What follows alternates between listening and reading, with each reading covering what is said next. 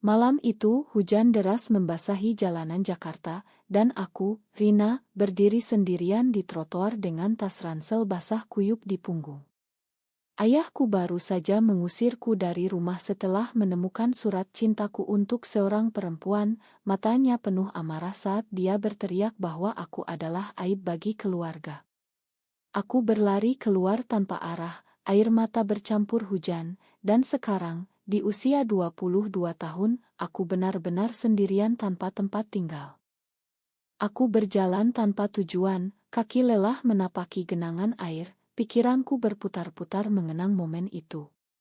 Bagaimana bisa semuanya runtuh begitu cepat? Hanya karena aku mencintai Sinta, teman kuliahku yang membuat hatiku berdegup kencang setiap kali kami bertemu. Kami tidak pernah melakukan apapun yang salah, hanya berbagi cerita dan mimpi di kai kampus, tapi bagi keluargaku, itu sudah cukup untuk menghancurkan segalanya. Ayah, seorang pengusaha konserati di kawasan Tanah Abang, selalu menekankan nilai-nilai tradisional, dan ibu, yang selalu patuh, hanya menangis tanpa membelaku. Adikku bahkan tidak berani memandangku saat aku pergi. Aku berhenti di depan sebuah gerbang besi tinggi, rumah mewah di kawasan Menteng yang tampak seperti istana di tengah kegelapan. Lampu-lampu taman menyinari halaman luas, dan aku berteduh di bawah pohon sambil menggigil kedinginan. Tiba-tiba, pintu gerbang terbuka, dan seorang wanita keluar dengan payung di tangan. Dia tinggi, berpakaian elegan dengan jas hitam, rambut pendeknya rapi meski basah oleh hujan. "Kamu baik-baik saja? Masuklah, jangan berdiri di situ," katanya dengan suara tenang tapi tegas. Aku ragu, tapi dingin yang menusuk membuatku mengikuti. Dia membawaku masuk ke rumah yang hangat, aroma kopi dan buku-buku tua menyambut. Namanya Maya, seorang pengusaha sukses berusia 35 tahun, pemilik perusahaan ekspor tekstil yang sering muncul di majalah bisnis. Dia menyuruh pembantunya menyiapkan handuk dan teh panas, lalu duduk di depanku dengan tatapan penuh perhatian. "Ceritakan apa yang terjadi," katanya lembut. Aku ragu, tapi air mata yang kembali mengalir membuatku menceritakan semuanya, tentang Sinta, tentang ayah yang marah, tentang rasa sakit yang membakar dada. Maya mendengarkan tanpa menghakimi, hanya mengangguk pelan. "Keluarga tidak selalu mengerti, tapi itu bukan akhir dunia," ujarnya. Malam itu, Maya menawarkanku tinggal sementara di kamar tamu. Aku menerima karena tak ada pilihan lain. Tapi saat aku berbaring di tempat tidur yang empuk, pikiranku dipenuhi pertanyaan. Siapa wanita ini sebenarnya? Mengapa dia begitu baik padaku, orang asing? Dan yang lebih penting, bagaimana aku bisa bertahan di dunia yang tampaknya menolakku? Pagi harinya, aku bangun dengan suara telepon berdering. Maya sedang berbicara dengan seseorang, suaranya tegas, "Saya akan tangani ini sendiri." Aku keluar kamar dan melihatnya memandangku dengan senyum tipis. "Sarapan dulu, Rina. Kita punya banyak yang harus dibicarakan." Kami duduk di meja makan, makanan enak tersaji, tapi aku tak punya nasu. Maya mulai bercerita tentang dirinya, dia pernah mengalami hal serupa, ditinggalkan keluarga karena orientasi seksualnya, tapi dia bangkit dan membangun kerajaan bisnisnya sendiri. "Aku lesbian, Rina. Dan aku tidak malu mengakuinya sekarang," katanya langsung, membuatku terkejut. Ternyata, dia melihat dirinya sendiri dalam diriku. Tapi ada sesuatu di matanya, sebuah keraguan yang tersembunyi. "Tinggallah di sini sebentar, tapi ingat, hidup ini penuh pilihan. Dan setiap pilihan ada harganya." Hari-hari berikutnya, aku mulai membantu Maya di kantornya, mengerjakan tugas sederhana seperti mengatur dokumen. Itu membuatku merasa berguna, tapi juga membuka mata tentang dunia bisnis yang kejam. Maya sering bertemu klien konserati, dan aku melihat bagaimana dia menyembunyikan sisi pribadinya untuk menjaga reputasi. Suatu sore saat kami pulang bersama, Maya bertanya tentang Sinta. Apa kamu masih mencintainya? Aku mengangguk, tapi hati terasa sakit karena Sinta menghilang setelah kejadian itu. Cinta seperti itu jarang bertahan di masyarakat kita, kata Maya. Malam itu kami berbincang lama di teras, hujan kembali turun. Maya menceritakan masa lalunya, bagaimana dia pernah menikah dengan pria untuk memenuhi harapan keluarga, tapi akhirnya bercerai dan kehilangan segalanya. Aku memilih kebebasan, tapi harganya adalah kesepian, ujarnya. Aku merasa terhubung, tapi juga takut. Apakah aku siap membayar harga yang sama? Tiba-tiba teleponku berdering, nomor ayah. Aku menatap layar, jantung berdegup kencang. Maya memegang tanganku. Keputusanmu, Rina. Aku menjawab, suara ayah dingin, pulanglah jika kamu mau berubah. Aku menutup telepon, air mata mengalir lagi. Maya memelukku pelan, dan untuk pertama kalinya aku merasa aman. Tapi apakah ini awal dari sesuatu yang lebih dalam, atau hanya ilusi? Beberapa minggu berlalu, dan hidupku di rumah Maya mulai terasa seperti rutinitas baru. Aku bekerja sebagai asistennya, belajar tentang bisnis tekstil, dan perlahan-lahan membangun kepercayaan diri. Maya sangat sabar, mengajarku cara negosiasi dengan klien, tapi dia juga tegas saat aku melakukan kesalahan. Dunia ini tidak memakan kelemahan, terutama bagi kita, katanya suatu hari di kantor. Matanya menatap tajam ke arahku. Aku mengangguk, tapi dalam hati, aku mulai merasakan getaran aneh setiap kali dia dekat. Apakah ini hanya rasa terima kasih, atau sesuatu yang lebih? Suatu malam, saat kami makan malam bersama, Maya menerima telepon dari mantan suaminya. Wajahnya berubah, tegang dan marah. Kenapa kamu hubungi aku lagi, bentaknya sebelum menutup. Aku bertanya, dan dia menceritakan, mantannya, seorang politisi berpengaruh, sering mengancam untuk membocorkan rahasianya jika tidak dibantu dalam bisnis. Dia tahu tentang orientasiku, dan dia gunakan itu untuk memeras, kata Maya dengan suara gemetar. Aku terkejut, melihat sisi rapuhnya untuk pertama kalinya. Kenapa tidak laporkan polisi, tanyaku. Maya tertawa pahit. Di Indonesia, hal seperti ini bisa menghancurkan reputasiku lebih cepat. Masyarakat kita penuh prasangka. Keesokan harinya, aku memutuskan untuk membantu. Saat Maya keluar meeting, aku diam-diam mencari informasi tentang mantannya di internet. Ternyata, dia terlibat skandal korupsi, dan aku menemukan bukti yang bisa digunakan untuk balik mengancam. Aku tunjukkan pada Maya, matanya melebar. Kamu berani sekali, Rina. Tapi ini berbahaya. Kami berdebat, aku bersikeras bahwa kita harus melawan, tapi Maya ragu, takut kehilangan segalanya. Akhirnya, dia setuju, dan kami merencanakan pertemuan dengan mantannya. Pertemuan itu berlangsung di sebuah restoran mewah di kawasan Stub. Maya duduk tegar, aku di sampingnya sebagai asisten.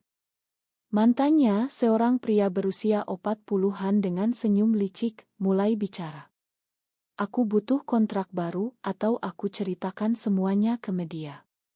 Maya tersenyum dingin, lalu aku serahkan map berisi bukti korupsinya. Wajahnya memucat. Ini akhirnya, tinggalkan aku, kata Maya tegas. Dia pergi dengan marah, tapi kami tahu ini belum selesai. Di mobil pulang, Maya memegang tanganku. Terima kasih. Kamu berani lebih dari yang kukira. Saat itu, tatapannya membuat hatiku berdegup, dan aku sadar perasaanku mulai berubah. Tapi masalah baru muncul. Sinta menghubungiku tiba-tiba, mengatakan dia rindu dan ingin bertemu. Aku senang, tapi juga bingung. Apakah aku masih mencintainya, atau Maya telah mengisi ruang itu? Kami bertemu di kai dekat kampus, Sinta tampak lelah, matanya merah karena menangis. Orang tuaku juga tahu, mereka larang aku hubungi kamu, katanya. Kami berpelukan, tapi rasanya berbeda. Aku ceritakan tentang Maya, dan Sinta cemburu. Dia siapa? Jangan-jangan kamu. Aku menyangkal, tapi dalam hati aku ragu. Pulang ke rumah Maya, aku merasa bersalah. Maya perhatikan perubahanku. Ada apa? Tanyaku. Dia menggeleng, tapi matanya penuh pertanyaan. Malam itu kami berdebat untuk pertama kalinya. Maya tahu tentang pertemuanku dengan Sinta dari pesan yang tak sengaja terlihat. Kamu masih mencintainya. Kenapa tinggal di sini jika begitu? Bentaknya. Aku terkejut dengan kemarahannya. Kamu yang tawarkan tempat. Aku tak punya pilihan, balasku. Debat memanas, Maya bilang aku hanya memanatkannya, aku bilang dia terlalu mengontrol. Akhirnya, aku keluar kamar dengan marah, tapi di tengah malam, aku dengar dia menangis sendirian. Pagi harinya, kami minta maaf, tapi retak mulai terlihat. Maya bilang, cinta ini rumit, Rina. Apalagi di masyarakat kita yang penuh tekanan. Hari-hari berikutnya, tekanan dari luar bertambah. Ayahku menghubungi Maya, entah bagaimana dia tahu aku tinggal di sana. Kembalikan anakku, atau aku laporkan kamu atas pengaruh buruk, ancamnya. Maya tertawa, tapi aku tahu dia khawatir. Kami diskusikan pilihan, aku bisa pulang dan berpura-pura berubah, atau tetap dan hadapi konsekuensi. Aku pilih tetap, tapi hati terasa berat. Sementara itu, perasaanku pada Maya semakin kuat, setiap sentuhan kecil membuatku gelisah. Suatu sore, saat kami bekerja bersama, tangan kami bersentuhan, dan kami saling pandang lama. Apa ini? Bisikku. Maya tarik tangannya. Jangan, Rina. Ini akan menyakitkan kita berdua. Konflik dengan ayah semakin memuncak. Dia datang ke kantor Maya tanpa pemberitahuan, wajahnya merah padam saat melihat aku di sana. Kamu ikut wanita ini.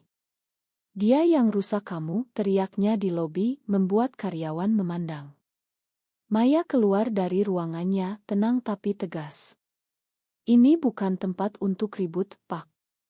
Mari bicara di ruanganku. Ayah mengikuti dengan marah, aku ikut dengan jantung berdegup. Di dalam, ayah tuduh Maya mempengaruhiku, bilang dia tahu tentang gaya hidup Maya dari rumor bisnis. Maya balas dingin, anak Anda dewasa, dia punya hak memilih. Ayah marah besar, bilang akan cabut kontrak bisnis dengan perusahaan Maya jika aku tak pulang. Setelah ayah pergi, Maya duduk lemas. Ini harganya, Rina.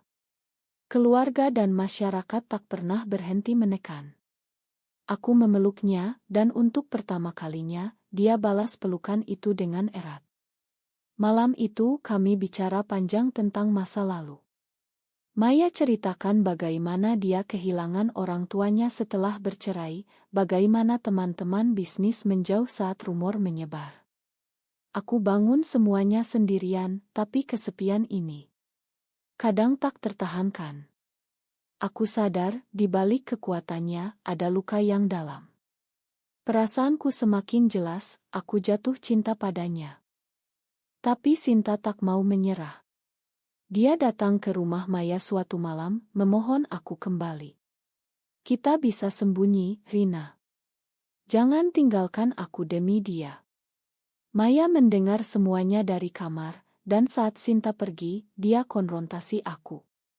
Pilih, Rina. Aku atau dia. Aku terdiam, hati terpecah. Aku pilih Maya, tapi itu berarti memutus Sinta selamanya. Sinta menangis pergi, bilang aku pengkhianat. Rasa bersalah menyiksa, tapi saat Maya peluk aku, rasanya benar. Kita harus hati-hati, katanya. Masyarakat tak siap untuk ini. Tekanan sosial mulai terasa. Di kantor, rumor beredar tentang hubungan kami, klien mulai ragu.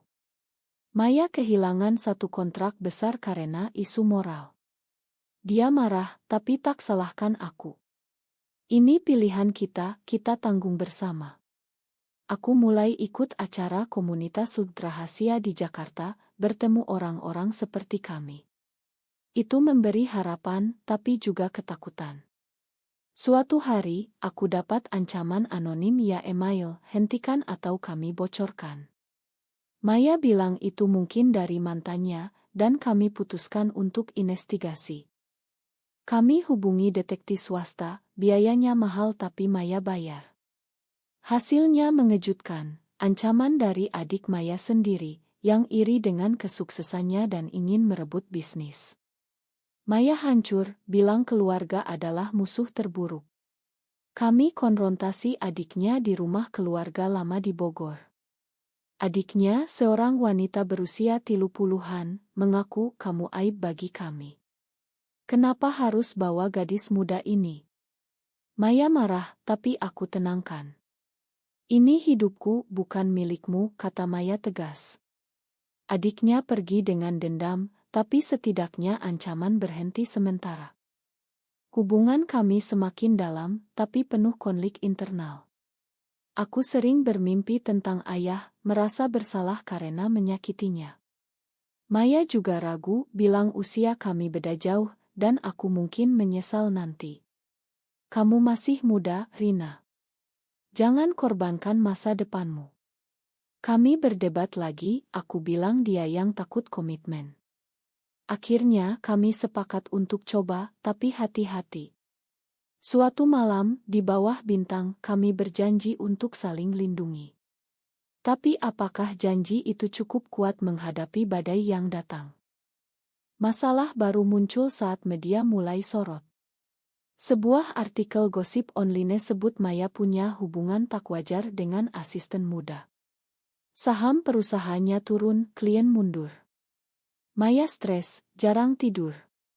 Aku usulkan untuk bicara terbuka, tapi dia tolak.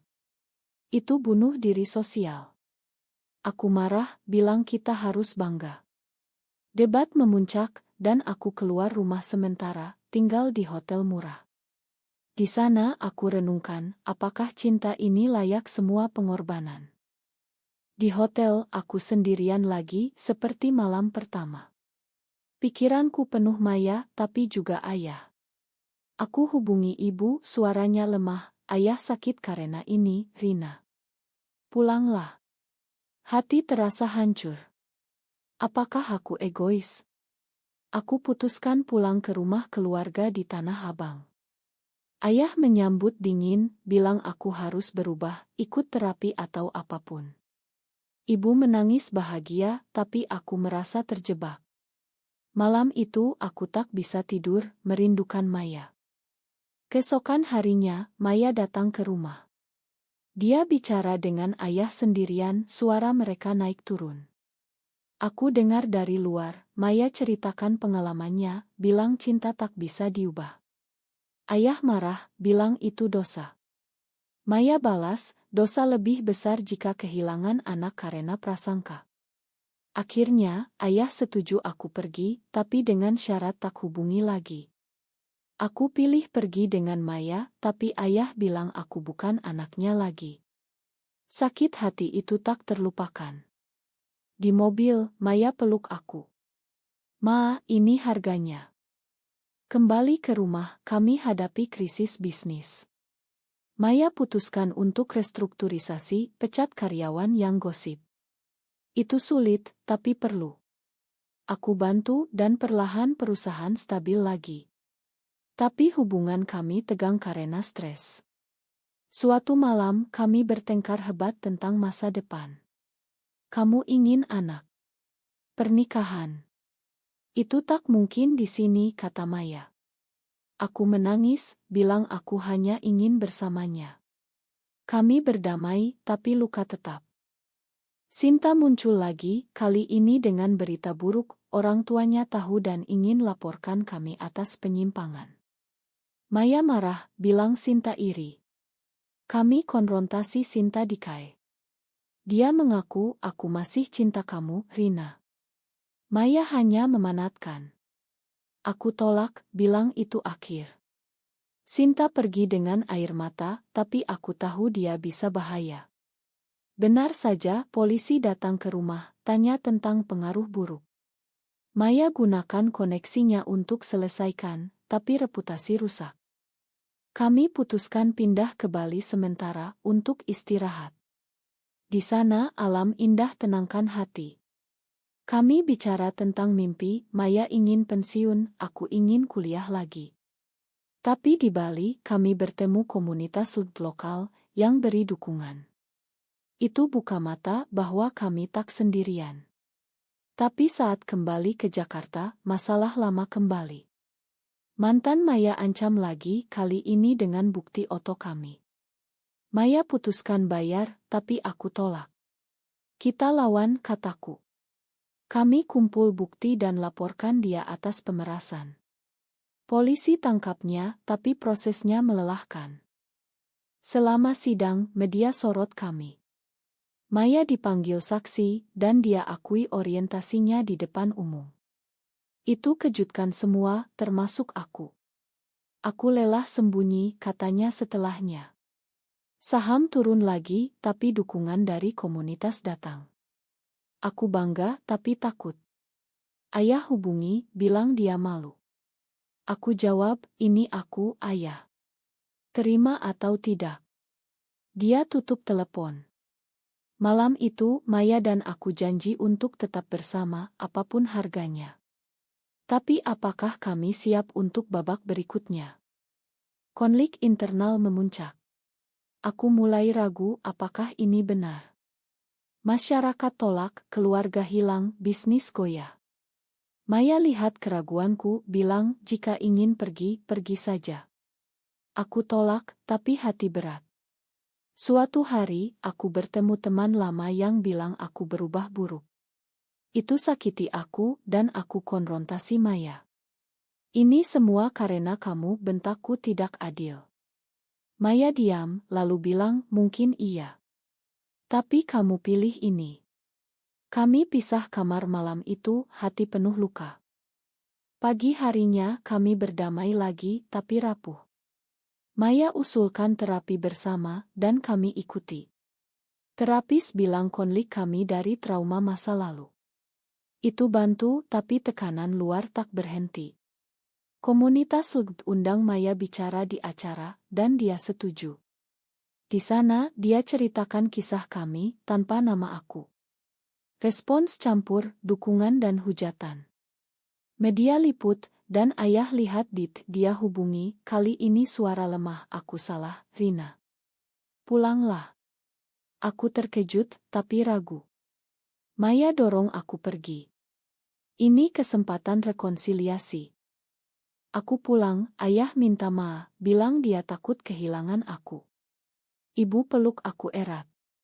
Tapi ayah tanya tentang Maya. Dia baik untukmu. Aku angguk. Ayah diam lama lalu bilang bahwa dia kemari suatu hari. Itu langkah besar. Pulang ke Maya aku ceritakan, dan kami menangis bahagia. Tapi Sinta muncul lagi, kali ini minta maaf. Aku salah, aku iri. Kami makan, tapi jaga jarak. Bisnis Maya pulih, dengan klien baru yang dukung inklusitas. Kami mulai aktif di advokasi meski risiko tinggi. Suatu hari, di demonstrasi kecil, kami ditangkap polisi karena ganggu ketertiban. Di tahanan, kami saling genggam tangan. Ini harganya, kata Maya. Setelah bebas dengan bantuan pengacara, kami lebih kuat. Tapi luka tetap, teman hilang, ancaman terus. Hubungan kami matang, penuh pengertian.